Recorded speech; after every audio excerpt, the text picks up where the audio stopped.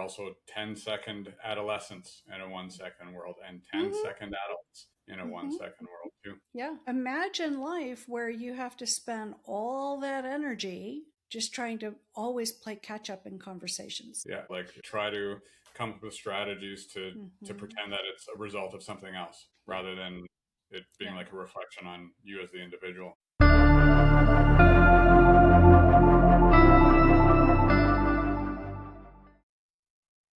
I'm so glad to have you with me on this week's episode of Living with FASD. I try each week to bring you candid conversations that are meaningful. It has been my highest honor to do so, and collectively, the voices of this podcast offer tremendous wisdom for those of us living with FASD, for caregivers, and for the professionals with whom we interact. Stay tuned to the end of this podcast, where I will share with you about my new book featuring our shared wisdom. It's launching on September 9th, so stay tuned to the end and I'll get you those details. Welcome to another episode of Living with FASD, Candid Conversations with Patti Kasper, and I am your host. Today's special guest is Brett Williams from the Learning Disabilities Association of Saskatchewan. So we have a new friend from north of the border, and or if you're in Canada, then I'm coming to you from south of the border. That's right.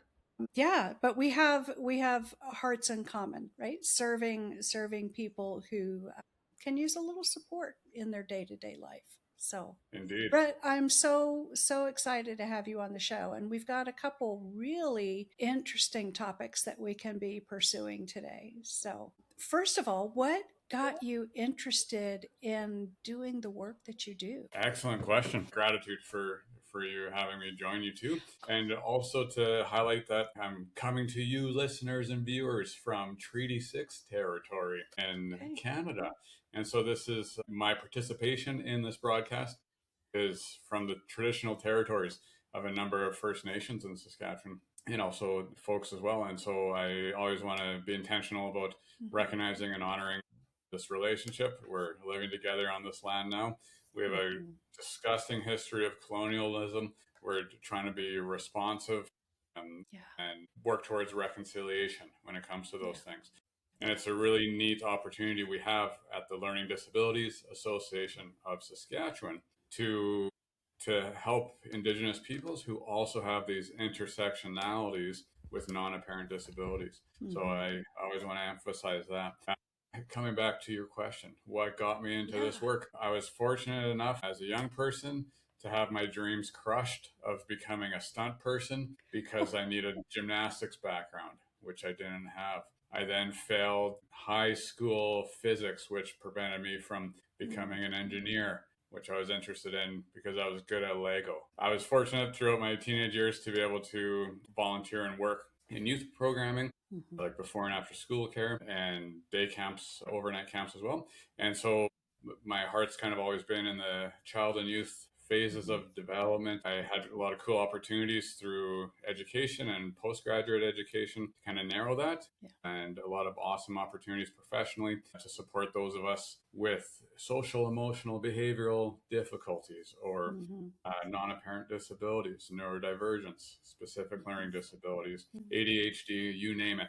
Personally, I was a late diagnosee. How old am I now? 40? I was about 36 when I finally did receive the diagnosis of ADHD. Looking back, boy, does it make sense. So having kind of a combination of professional and personal overlap and interest in these areas has brought me to LDAS. Well, I can say that we are on parallel paths in a number of respects. One of the bugaboos about fetal alcohol spectrum disorders is that oftentimes we start things and we don't finish them and we get sidetracked and we chase those rabbit trails, right? We go down rabbit trails, we chase squirrels, whatever phrase you want to use to whatever metaphor you want to use to describe that.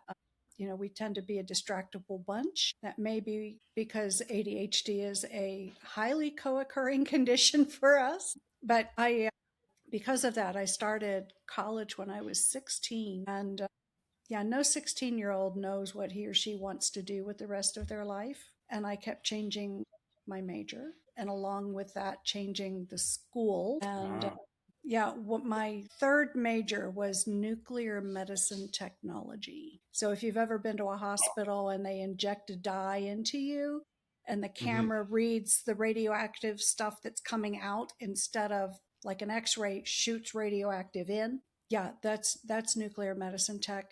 But I don't like physics. Physics doesn't like me. That didn't work out so well. And on I switched to social work.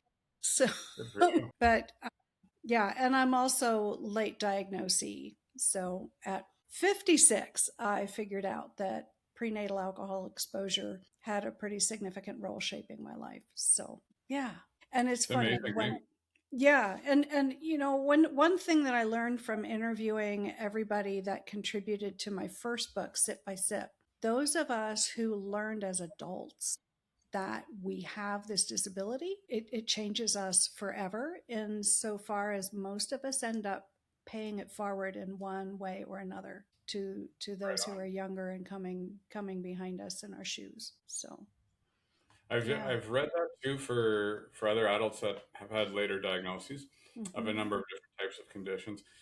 And it's been interesting to hear different perspectives regarding if people would have preferred to have known earlier. Like it's of course we can recognize the benefits of having that knowledge. Yeah. Conversely, some people feel that they're still content with kind of how they arrived at it and kind of what their life trajectory had been too.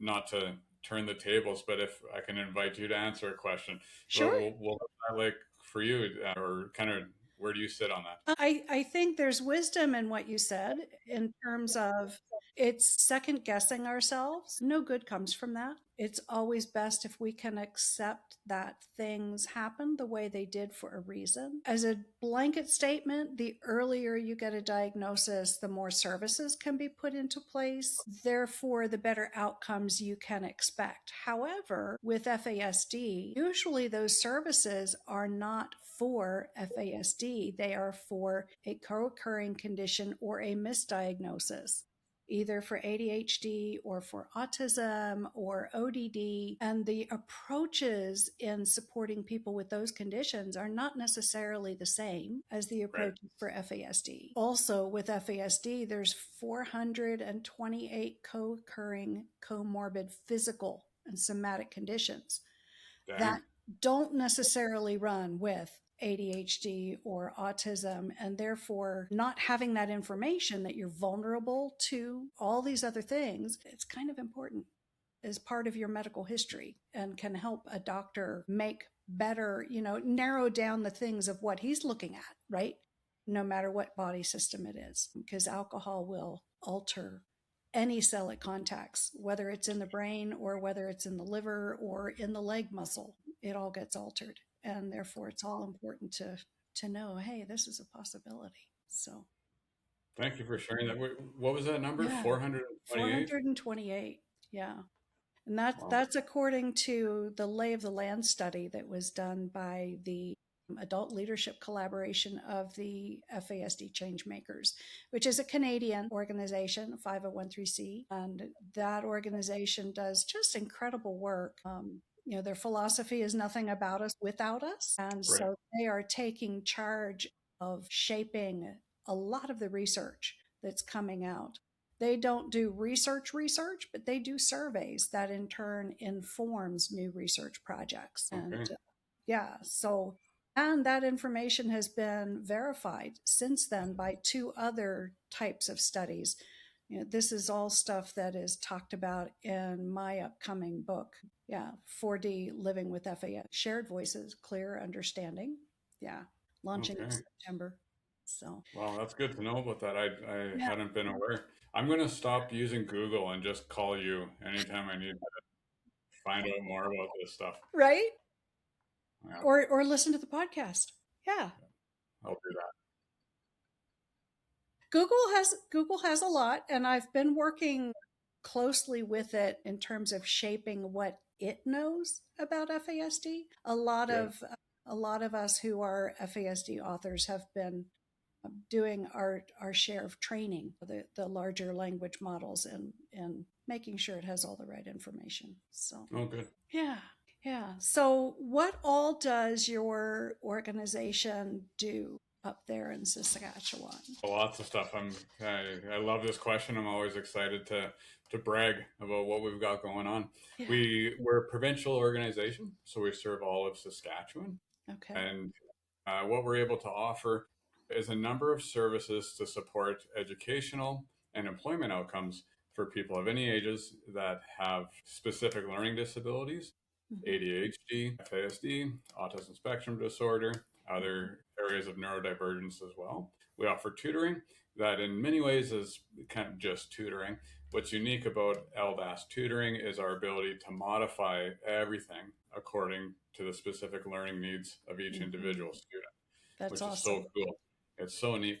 And Yeah. it's our success stories are just inspirational and touching. And I'm not being hyperbolic with those words.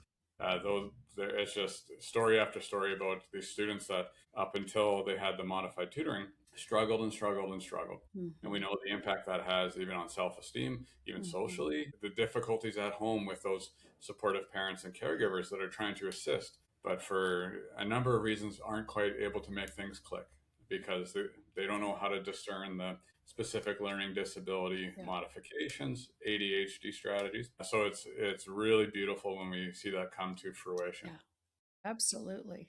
Yeah, it's a game changer. And we also offer a cool program called ADHD coaching. Okay. We like to really promote this as well because it does not require a formal diagnosis to participate in our ADHD coaching. This is available to all ages. It's a one-on-one service with an ADHD coach who learns about some of the main areas of challenge for the client they're working with, and then provides them with evidence-based ADHD strategies to help them find success. Okay. Sometimes, primarily it's academic, but it can also be in the workplace. It can also be at home or in relationships or in recreation and leisure and hobbies. And it also has an intentional focus on the strengths that the client already has, because those always exist as well. Um, we're fortunate to be able to offer psychoeducational assessments. They're pricey, but it's a worthwhile investment. These are those comprehensive assessments that can result in the diagnosis of a specific learning disability and or ADHD. We have an excellent adult academic program that allows Canadians over the age of 18 in Saskatchewan who, for whatever reason, were unable to obtain their grade 12 diploma in the typical time frame. Canada used to also use the GED, which Americans will be familiar with. We phased that out. We had to get rid of it. It's been replaced by the Canadian Adult Education Credential. All three of our LDAS branches are preparation sites and examination sites for the CAEC. We're very fortunate to have generous funding from our provincial government so that that's no cost to the students themselves. Oh, that's nice. It's excellent. It Yeah. totally removes that barrier. And this is available to newcomers to Canada who also would have had their education disrupted during immigration. And we offer employability coaching.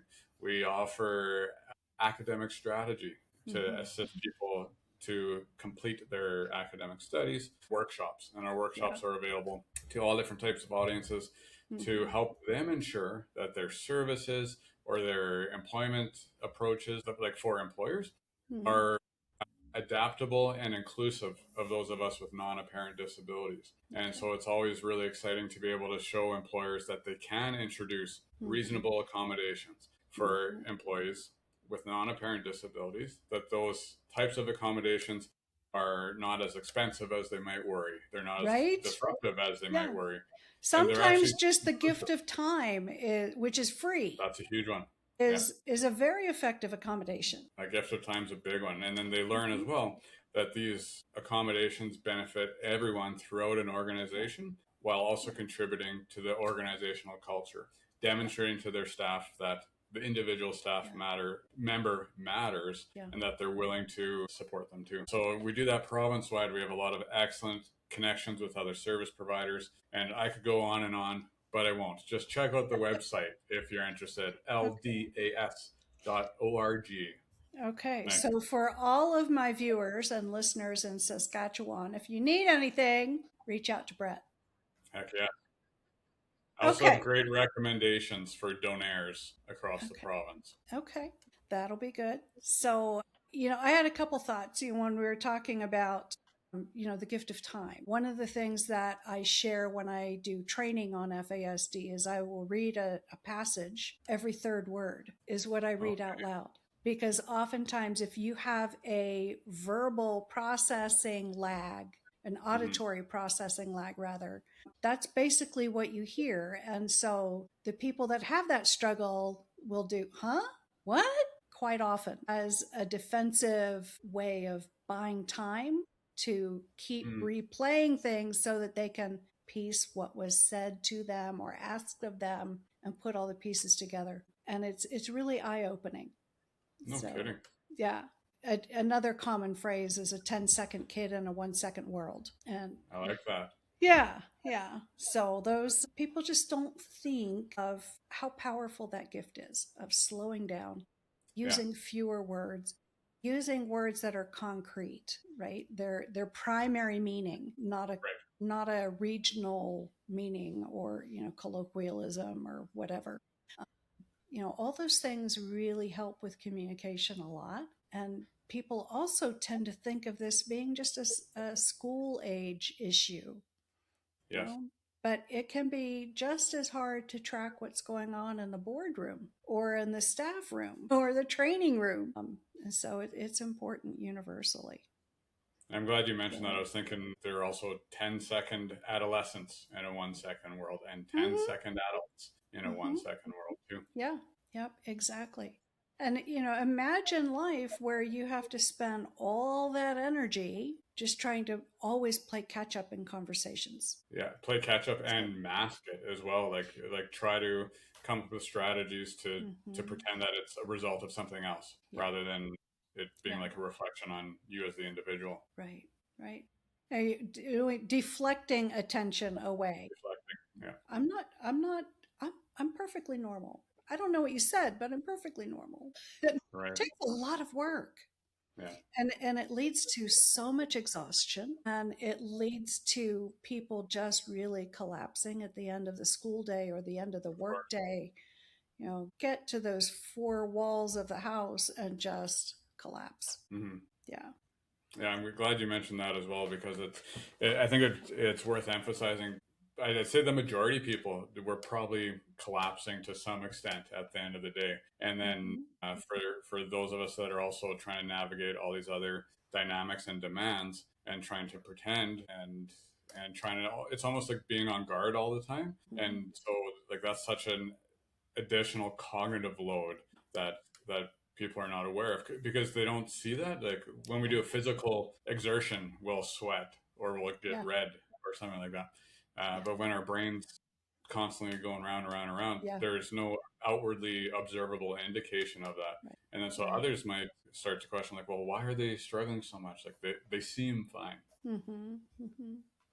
Or one of the, I don't know if in the populations that you serve, if you see this a lot, but the ability to perform, whether it's a task or an academic question, the ability to have that mastery on Tuesday, but if you're asked the same question or told to do the same thing on Thursday, you get that deer in the headlight look like, what are you talking about? And that confuses so many people. It does. Right? But and the assumption is you're lazy, you're not motivated, you just don't feel like it, you're being a jerk, And it's just access to the memory is not there at the moment. That's right. Yeah, and that also is paralleled in the world of people who have chronic illness or chronic pain conditions, which can have different flare-ups and then result in different types of inflammation throughout the body and the nervous system and the brain, of course. And it also reminds me of how there are so many people that are able to demonstrate even more advanced skills, abilities, knowledge in certain areas. And then when we happen to struggle in other areas, others can get confused. They're like, how are they so skilled, so advanced in this domain? Yeah. And that scattered finding is the finding for those of us with fetal alcohol spectrum. With so many other conditions, when you do that in-depth analysis, that in-depth assessment testing, the neuropsychologies. That's the word. Neuropsychology is real. Oh, I thought you were going to go blah, blah, blah is a word. In some dialects, it likely is. In beatboxing or jazz scat music, I you'd be an almost all. spat that across the desk. I would be so proud. Okay, with the neurocognitive testing, right? Yes.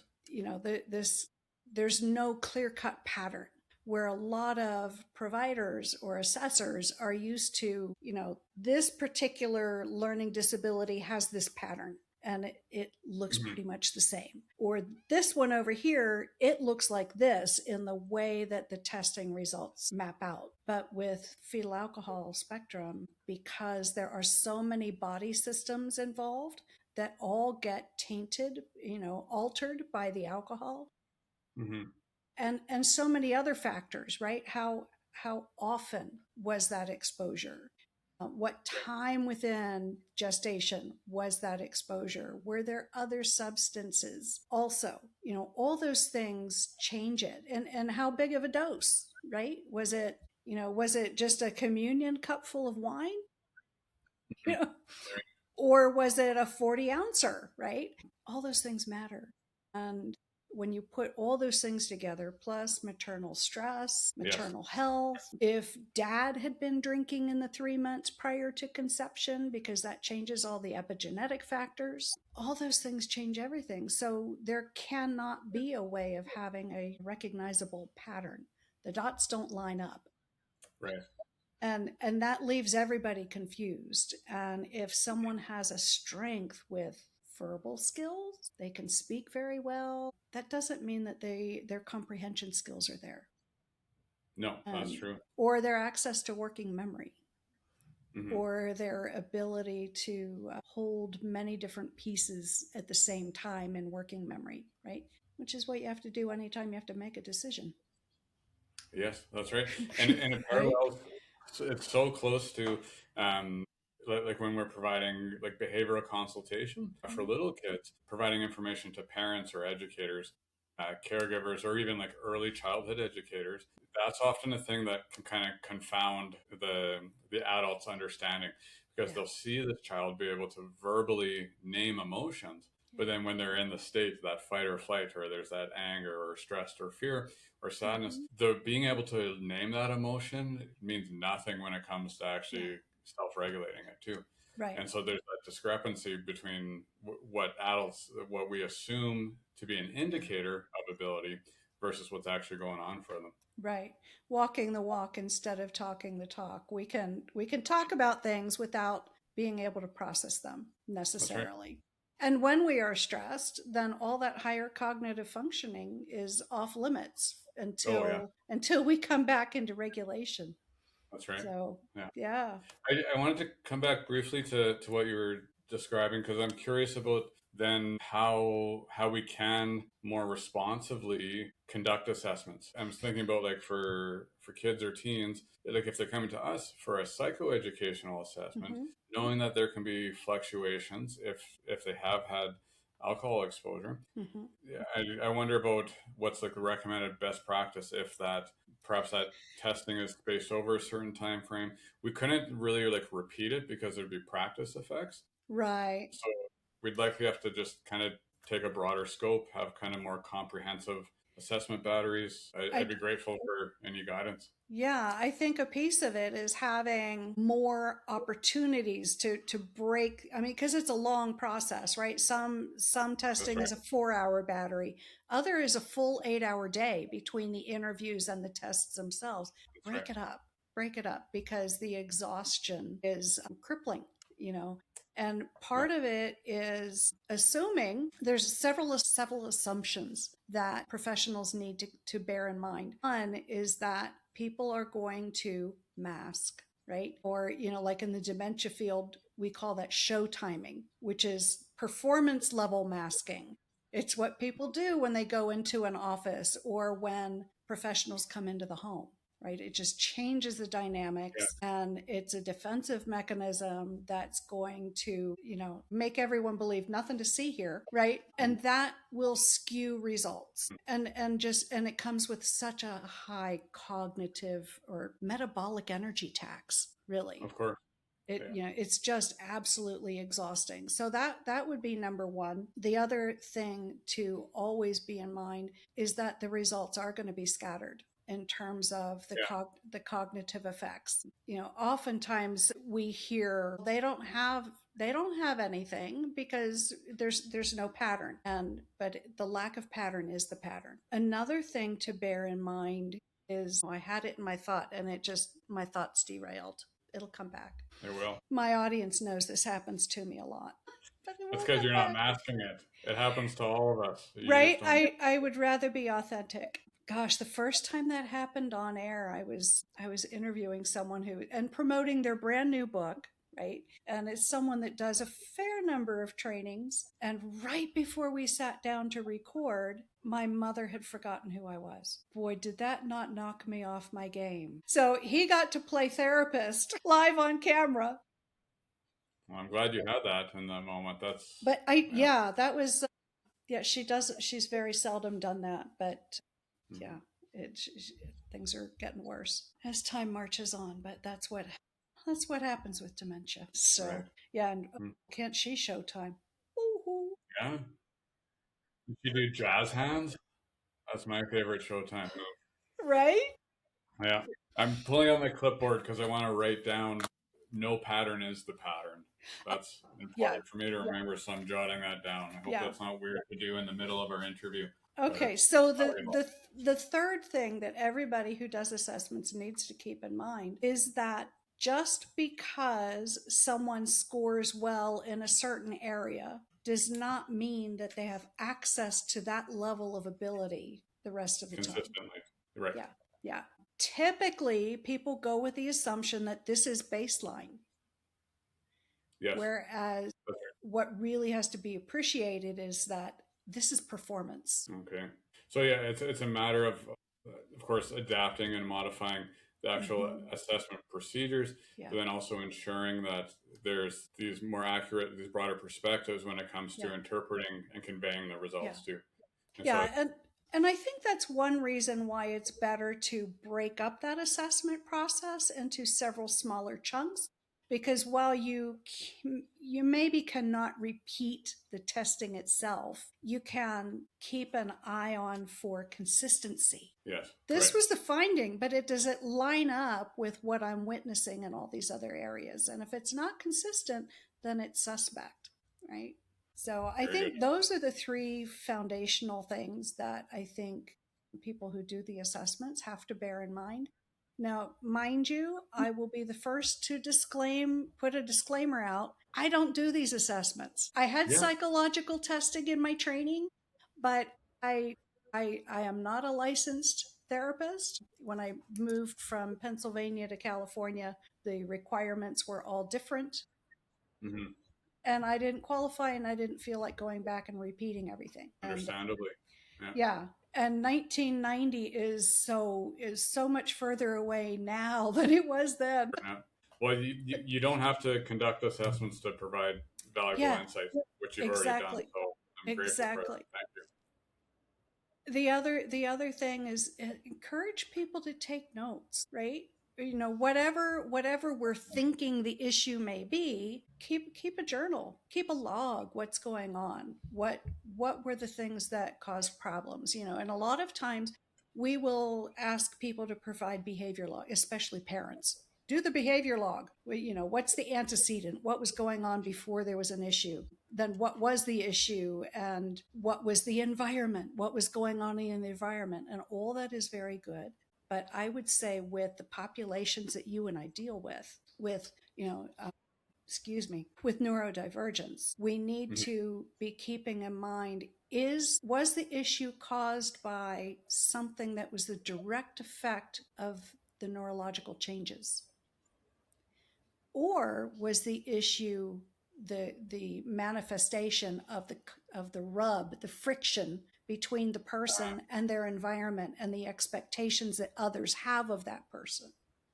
Right, the context. Because that context is golden. That's where you're really going to have the difference in what approach are you going to use. Yeah, that's such a valuable thing to highlight, because I think that applies across the board to to all humans for all of our behaviors. We like to think that we and others always react according to our disposition or who an individual is. And it's easy to kind of lose sight of the influence of the situational, contextual, relational factors too. Right. And the other thing that we're wrestling with is the behavior paradigm, right?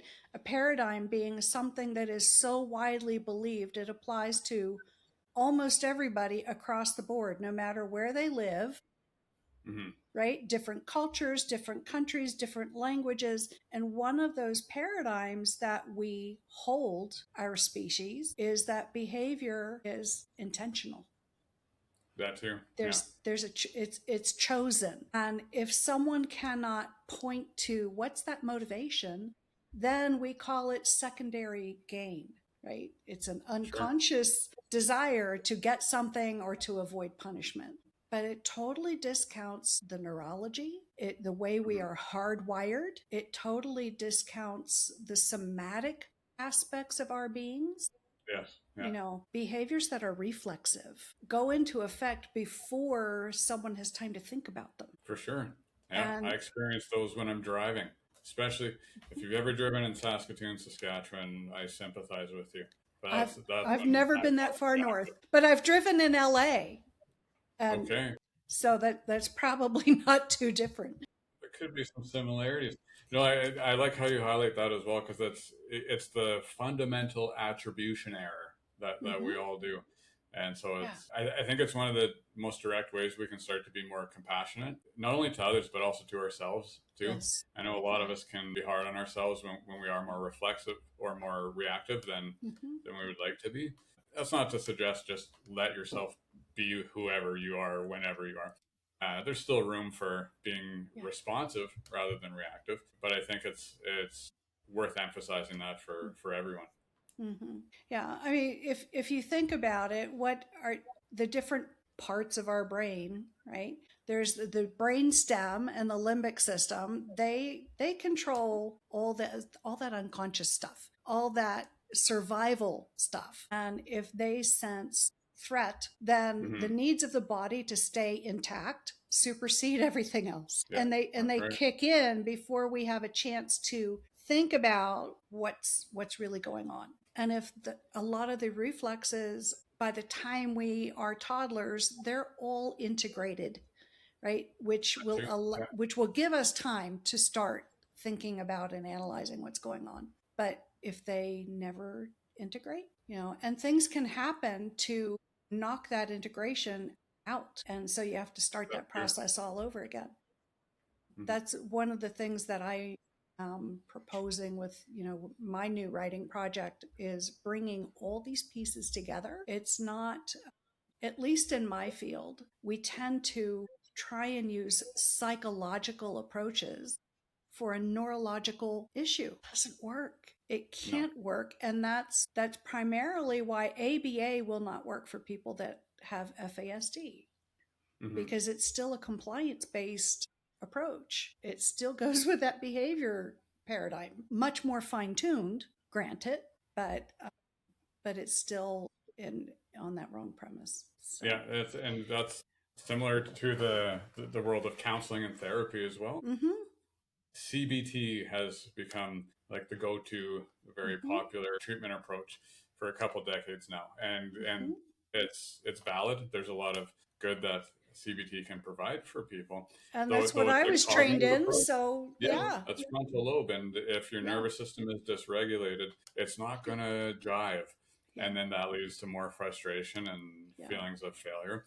So we first have to regulate that nervous system, the somatic approach that you mentioned too.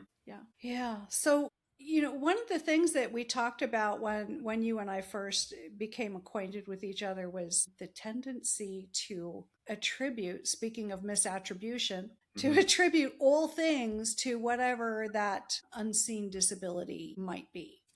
And that's, I'd love to spend some time tossing that around back and forth between us, because there's so much that can come out of that. I think there's so many things at play in that. One is, you and I are both late diagnosed, right? That's right. What did we blame our quirks on before? the Power Rangers. I don't know. Right. Probably lots of stuff.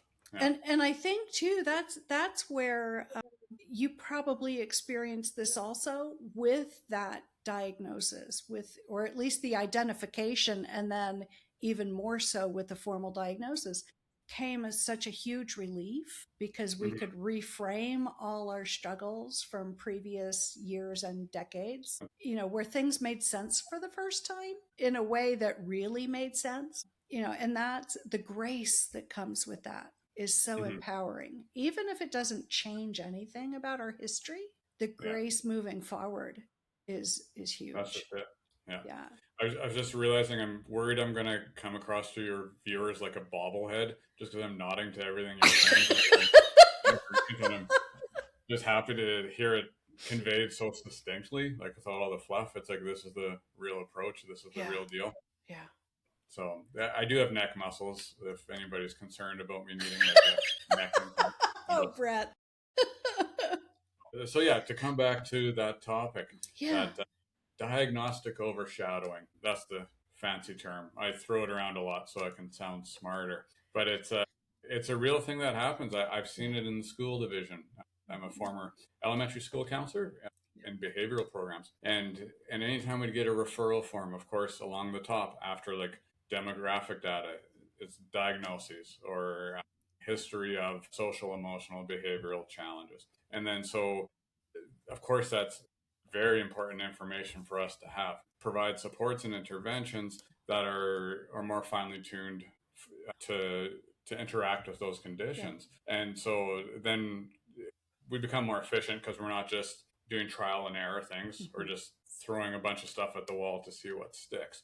We need that guidance that's based in the evidence and the research and in practice as well. The concern has always been that once a child, an adolescent, an adult has a diagnosis or discloses a condition, then it's so easy, and it's not done maliciously, but it's so easy for us to then allow that to kind of taint everything else about that individual. And so it's very quick.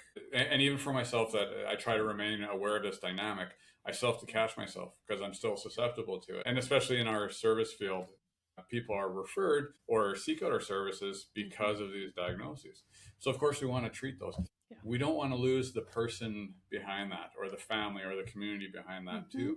We don't want to lose the fact that along with those diagnoses can also come all these other areas of strength. And anyone with any diagnosis is still going to have a bad day or bad parts of days. They're still going to have to learn social and emotional skills. They're still going to have to learn how to interact with others, how to resolve conflict, how to celebrate successes. So it's like, yes, that diagnosis needs to be protected because it also comes with legal rights and financial aid opportunities and other services and supports to allow full participation and opportunities, though we can't let that become like what defines that person. Yeah.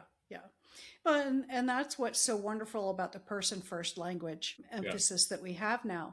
But, and I don't think I'm going to be able to go back to all the different things that just flooded my mind. But one of the things is we tend to, as people, when we learn something that is fascinating and that really captures our imagination, we tend to see it everywhere. Yes, that's right. You know, and I remember back in the early, I want to say 1992, maybe, I was a clinical director of a psych unit, and I went to a conference and I took a workshop on something I had no experience with whatsoever. And back in those days, we called it multiple personality disorder, right? Dissociative identity disorder. And didn't I go down a deep dive then? And then I could recognize dissociation all over the place. Yeah. And then when you learn about FASD and you begin to, I think they've got it. I think they've got it. I think, but it's, at least with FASD, it is usually diagnosed as something else. Only 3% of youth are ever assessed for it, even though we have a exposure rate that is 1 1 in 20 if you go by America's CDC, or 1 in 12 if you go by CanFast. Okay. Huge difference. That's a lot of kids in every classroom. Of course. Only 2% are ever getting assessed. And of that, most, because they have scattered findings, are being told, no, you don't have an issue. It's just behavior. Go back to mental health. The criteria. Right? And so they're not captured, they're not diagnosed, and we end up with a diagnostic rate of 0.0, Yikes. which is really, really bad. So, we tend to get other more familiar diagnoses. When you walk into a therapist's office or a doctor's office and you say, I've got blah, blah, blah, blah, blah for my symptoms, then, think of what Goethe said. We tend to look, what is it? We look for we see what we look for, and we look for what we know. Okay.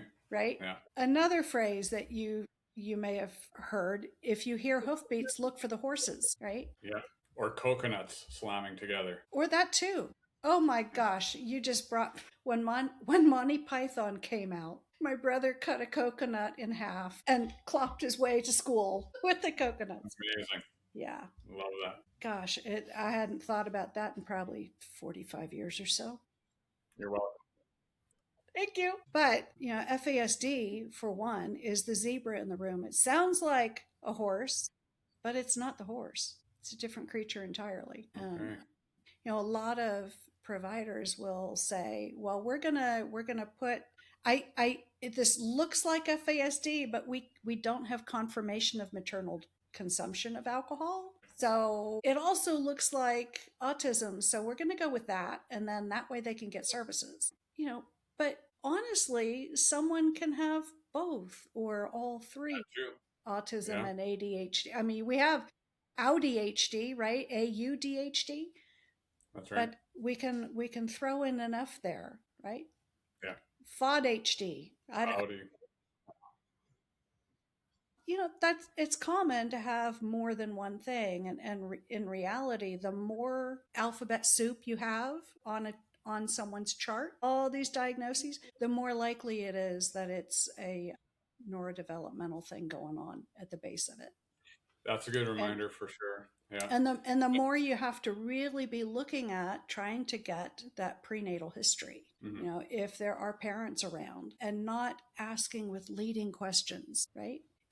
If you have a doctor saying, well, you didn't drink while you were pregnant, did you? That subtly says, you better say no. I don't have time to deal with this if you say yes, right? Yeah. And it sounds judgmental right off the hop too. Like it's already presented in a negative. Right. It contributes to the stigma. Well, who's going to say yes? There's lots of things. I have lots of ideas on that.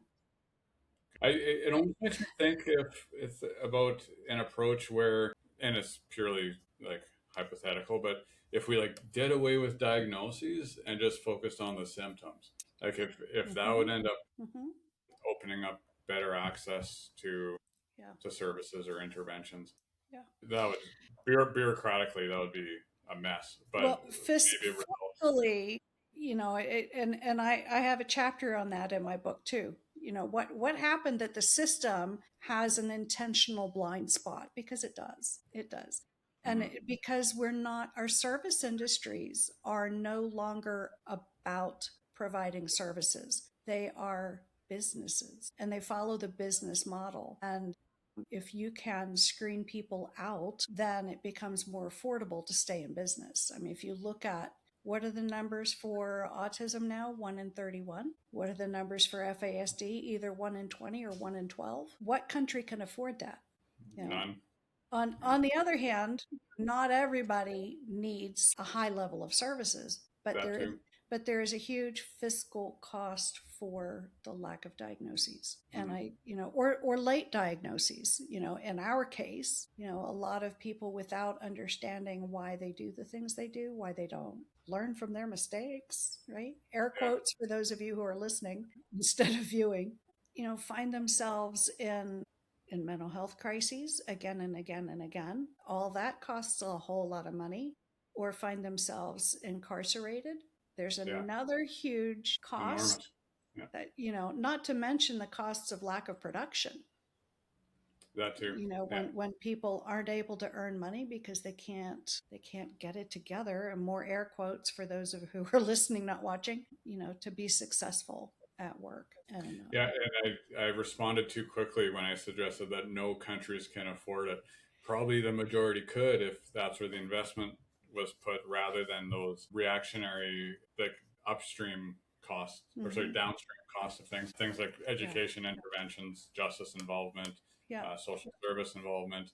If the right interventions were more preventative, if the right investments were made preventatively, then it would open up the fiscal side of it. Right. But there again, we're looking at causation, or at least the systems are going to be looking at causation, right? It used to be thought that people with autism, that the autism was caused by their mother's emotional unavailability. Of course. Refrigerator mamas, right? Yeah. And so too, with it seems a more obvious connection with fetal alcohol spectrum disorders. However, we have several other things to consider. I mentioned before, dad's drinking before conception because it changes the sperm. And then we also, and that changes the epigenetic coding, right? So epigenetics, for those in the audience who don't know, epigenetics are like, imagine being at a hotel that has a do not disturb sign, and you put it on the outside of the door if you want the housekeeping staff to just pass on by and not to come in your room and tidy up and change the sheets and the towels and all that jazz. And so they see the sign, they just keep going. Well, these epigenetic markers are like that. They are the presence or absence of the do not disturb sign. So, as a baby grows, there's this very rapid duplication of cells. Copy, paste, copy, paste, copy, paste. For those who are old enough, you might remember the which shampoo? There was an old shampoo commercial with Farrah Fawcett back in the day, promoting it, and I'll tell two friends, and then the screen multiplies, and they'll tell two friends, and it multiplies again, right?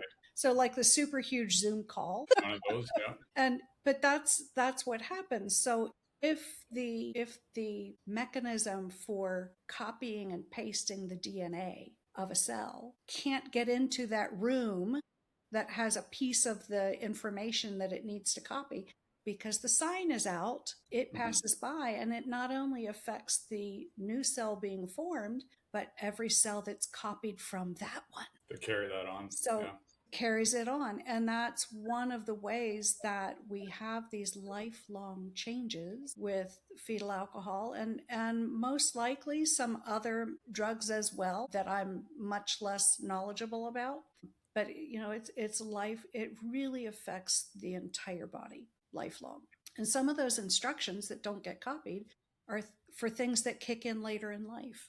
Going back to your point about, people will always have that right to declare their struggles and their need for services. Yeah. I like that analogy. I think that helps a lot of people have an accessible understanding of epigenetics. It's simplified, but perhaps oversimplified, but it's a way that most people can relate to. So unless they go to a Motel 6, I don't think they have those signs. They don't do that? I don't know. Yeah, but that's a really fascinating discussion, also about, can I blame everything on my diagnosis? That's another aspect too. Yeah. Yeah, that's huge. Yeah, and I've heard that one a lot too. It's like, well, you used to do this. Sure.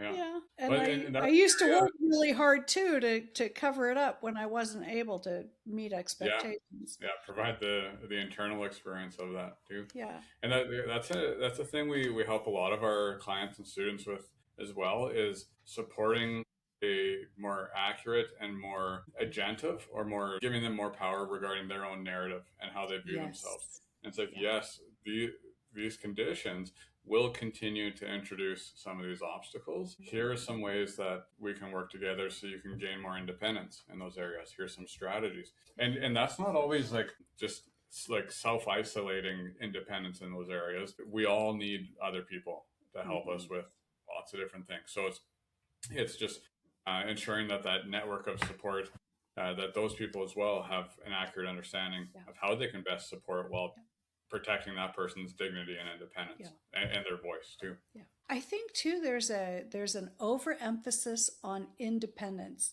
You know, especially down here in the States, that's in our country's DNA, right? Sure. Be self-sufficient, be independent. But, you know, like you said, none of us truly are independent. I don't grow my own fibers to make to make the cotton to make my clothes. I can make clothes. I've sewn a lot, but I don't grow the fibers to do that. I don't have a vegetable garden. I don't have fruit trees. You know, I am dependent upon others for anything that I buy in a store. I'm dependent on a whole network of people, right? There's the importers, the transporters, the sellers. You know, we all are independent or interdependent. And I think that's really important to shift that expectation in our society. Of course. Yeah. Well, and we're social beings, like as humans, and particularly through human evolution for millennia, none of us would have survived independently. There's been this big push over well, probably since the pandemic, kind of more concentratedly, but this huge push about self-care and doing self-care practices and how those will be the answer to everything. And it's important to have those, but they are so overemphasized. And I worry that that's at the threat of our social connectedness and the care and fulfillment and support that we can only get through relationship with others too. And so it's like trying to find that balance again is what's actually needed. Yeah. Well, I think just like how we wrap our heads around those terms, independent and interdependent, we have to wrap our heads around what does self-care mean. You know, a lot of people say, I don't have time for that because they're envisioning an activity that takes at least 30 minutes, if not more. And, you know, like a gym membership, there's a whole lot that goes into that. It's the money for the membership, it's the time, it's the, you know, fuel for the car to, you know, gas to put in the tank to get there, blah, blah, blah, blah, blah, blah, blah. But self-care can even include just in a stressful situation, just closing your eyes for 30 seconds. And, you know, that is self-care. That counts. Yeah. That counts a lot. Yeah. Self-care is also saying the gym is not for me. I'm not into that. I'll find other ways. Yeah. Yeah. It's and that's part of the work that you and I both do, I'm sure, is helping people identify what are the things that we do that refills our cup. No, because it's different things for different people. Absolutely. So yeah, and a lot of times it comes down to platitudes. We throw that self-care bit around so much that when we toss that out at somebody, it doesn't feel good anymore. No, it doesn't. Yeah, and it puts a lot of pressure on the person receiving that too. Yeah. Like they're already struggling, and then you're saying, "Oh, you just need more self-care." Then you'll struggle less. Yeah, just feel guilty about putting yourself last. It's not helpful. There you go. Not helpful. Yeah. Oh my goodness. There was something else we were going to chit chat about too. We briefly touched on a couple other things, such as how sometimes people can assume that because they've reached a certain stage in life without obviously being impacted by disability, either within themselves, friends, family, colleagues, what have you, we can sometimes think that we're home free, that it's not going to impact us. But there's so many ways where people, including ourselves, can acquire disabilities too. And so even just being more aware or essentially just more empathetic, again, more compassionate to those that are in those fields, more aware of what services are available for those of us with conditions too. Because it's very easy for us to think, well, that doesn't impact me. I don't have to be worried about it. I don't have to contribute to it. I don't have to advocate for it. And of course, we can't all contribute and participate and advocate for everything, like the whales or the seals in northern Canada or diabetes, whatever. There's so many valuable things, but it's important. I always like to highlight to people, it's like, perhaps at this stage, you've been unscathed, but that might not always be the case. Yeah. There again, I've tons of thoughts. with the diabetes, I've got type 1, which is 5 to 10% of the diabetic population. And so most of the world thinks that we're all the same and it's all about type 2, and they think shots, no shots is the only difference, but they're totally different diseases. But it's classified as type 1 is classified as a disability because it's an autoimmune condition. I don't like to say disease because diseases can be cured, and there is no cure for type 1. That's right. So it's an autoimmune condition, and it can affect your cognitive functioning depending on your blood sugar level, right? When your sugars are high, then it feels like there's sludge moving through your veins and everything is slow and things just don't process quickly, and you can get really frustrated and angry and you can get tired. Or if it stays high, and a lot of people with type 2 fall into this because theirs are typically elevated for so long until it has a cumulative effect on the body systems. Right. But when sugars drop down, sugar is the source of fuel for the brain. Mm-hmm. So our brains need us to eat food with sugar in them. And for those of us who are not neurotypical, when we arrive home depleted at the end of the day, it's not uncommon to reach for sweet or fatty foods because it will replenish our ability to think relatively quickly. But kids nowadays get accommodations at school. They get to be tested in a room to themselves. They get extra time. And I'm thinking, seriously? I never got that kind of a lucky break because nobody knew any better in the 60s and 70s. No. Right. So there is some of that, what you were saying about, going through life relatively unscathed to a certain point. But when we have struggles that are not obvious to people, visibly obvious to people, then we tend to do a lot of masking. That takes, as we've said several times, takes up a lot of energy. We miss out on a lot because we're so focused on trying to tread water, right? We miss everything going on around us. All those add stress. We get picked on. We get ridiculed. All of those things are basically, in today's world, we would say they're microaggressions. Sure. And trauma with a little t is cumulative, and it does add up, and it causes what we call an allostatic load, right? The effect on our body. It causes cells to die earlier than they would have otherwise, and to just be run down, body systems to give out. And so we tend to get a lot of things happening to our bodies at a younger age than a lot of people find. And that's something that everyone has to be aware of if they deal with neurodivergence, if they deal with various diagnoses, or conditions. I know with FASD, based on that, the prevalence rate for exposure and the prevalence and the diagnostic rate, and you put those two factors together with the population, we've got 21 million adults in the US alone who have no clue that life is harder for them because of exposure to alcohol before birth.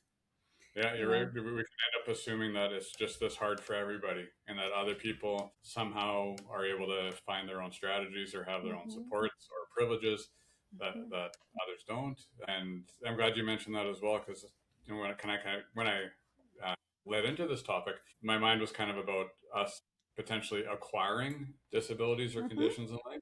But it can also be an aspect of us just not yet being diagnosed. Right. And so that's just another reason to kind of allow ourselves to kind of broaden our perspective and awareness of these dynamics and how they do impact all areas of our lives too.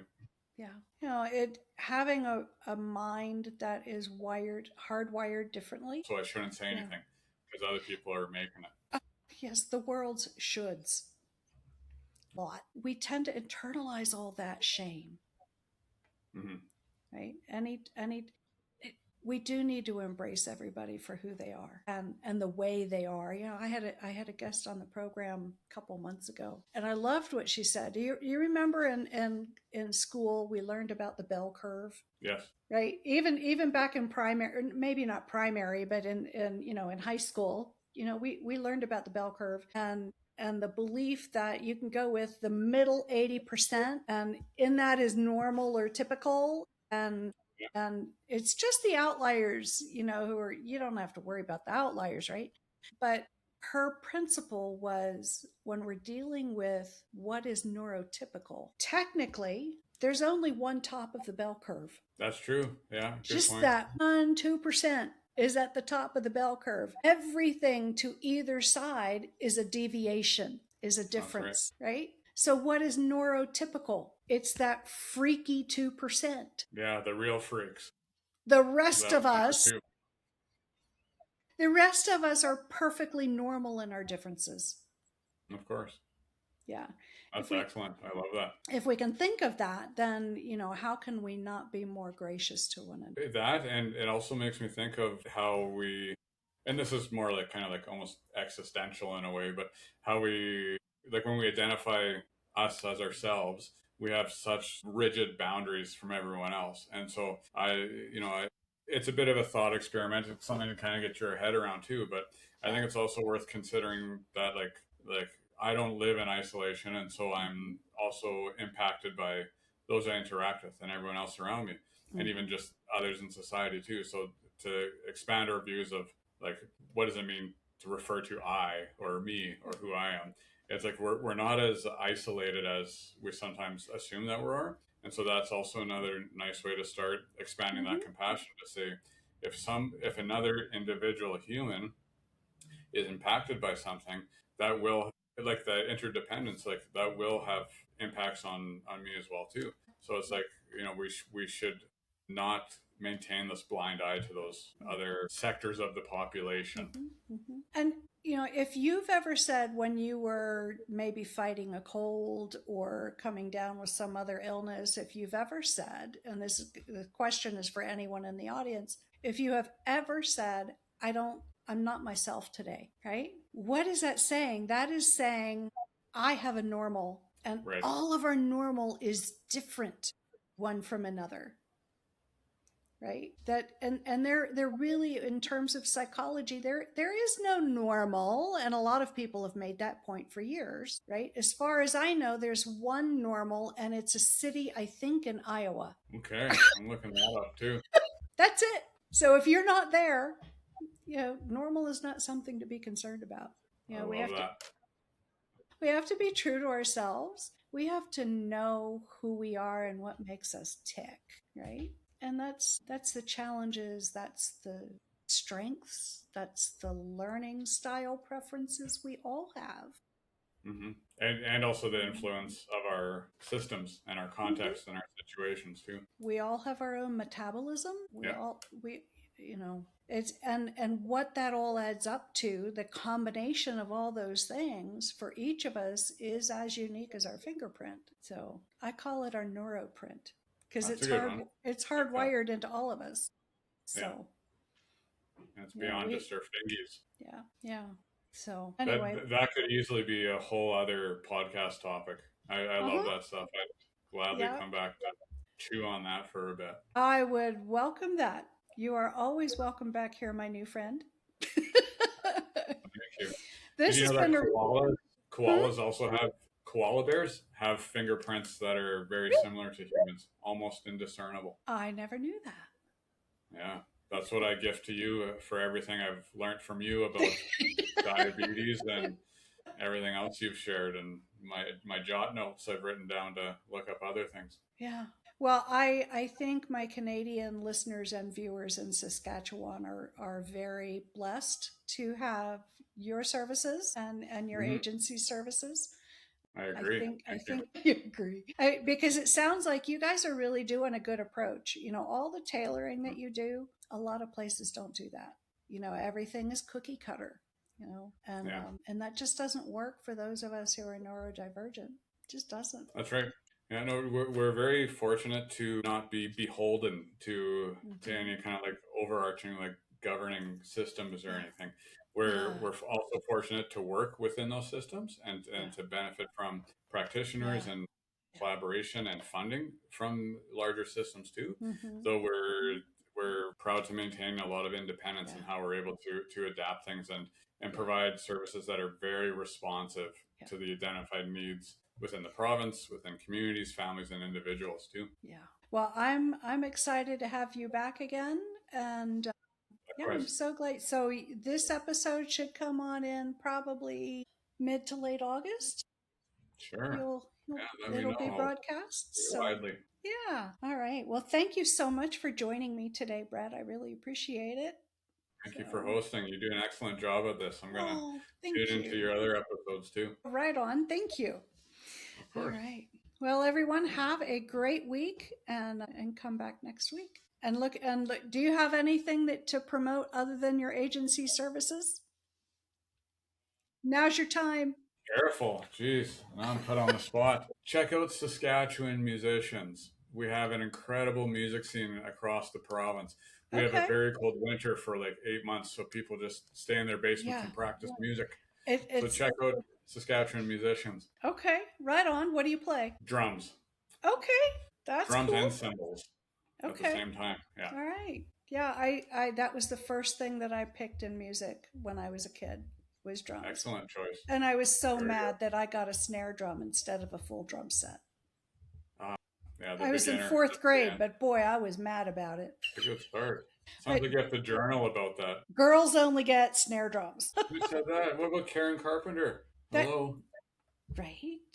Yeah. Yeah, and that was back in that era. That was, yeah. Well, yeah, my school wasn't that with it, I guess. Their loss. Yep. All right. Well, all right, everyone, be watching for the release of my book and study guide that will come out. The target is September 9th, the International FASD Awareness Day. And so it's 4D Living with FASD, Shared Wisdom, Clearer Understanding. And the workbook too is... We just renamed it today. Can't think of the new name. My editing team and my publisher, I get something stuck in my head and whoops, there it goes. It's changed. But it's going to be really good. I can't wait. September 9th. Looking forward to it. Yeah. So it'll be on books.by / your FASD coach. And, sorry, it'll be on books.by? Books.by / your FASD coach. Well, it's also going to be on Amazon, but I like to, for any author that is on the Books by platform, it works the same as Amazon. There are a handful of factories around the world that make the books, print on demand, but the royalties are a few dollars more per book. That's good to know. People think authors get rich. Well, maybe James Patterson, but not most of us. It's hard to get rich $7 at a time. Wow. So, yeah. Anyway, but thank you, Brett, for joining me, and I look forward to having you back. And I hope that everyone listening and watching, found this a thought-provoking conversation and hopefully even amusing one. So hopefully, yeah, I'd love to receive any feedback too. If people have other recommended topics or resources or questions or to correct me on anything, I'm always open to learning more and making sure I have the right knowledge about things too. So please get in touch if you'd like to. I'll have your contact information in the show notes. I'd love that. Thanks so much. All right. Thank you very much. Bye-bye for now. I hope you enjoyed this episode of FASD. Please remember to like, subscribe, and share this podcast so that others can find it more easily and learn more about FASD for themselves. While you're at it, leave a comment on whatever platform you found this podcast. Let me know what you especially enjoyed about today's episode. Or you can email me at livingwithfasdpodcast@gmail.com. Now, I want to share some really exciting news with you. I hinted at it at the very beginning. If you followed this show for very long, you may recall some episodes where I talked about my 3D spectrum model, which I came up with to explain the scattered findings that show up when we do go through testing in the assessment process. Well, over the past year, I have really refined this, and I created a new framework through which to understand fetal alcohol spectrum disorders. So you can learn more about this new framework in my new book, 4D Living with FASD, Shared Voices, Clearer Understanding, and also the companion study guide, which is called Discover Your 4D Life, the FASD Living Experience. Both will be available on September 9th. You can order them online at my bookstore, which is books.by/yourfasdcoach. It'll also be on Amazon. So thank you again for joining us this week, and I hope you have a wonderful week ahead. And we'll see you next time on Living with FASD.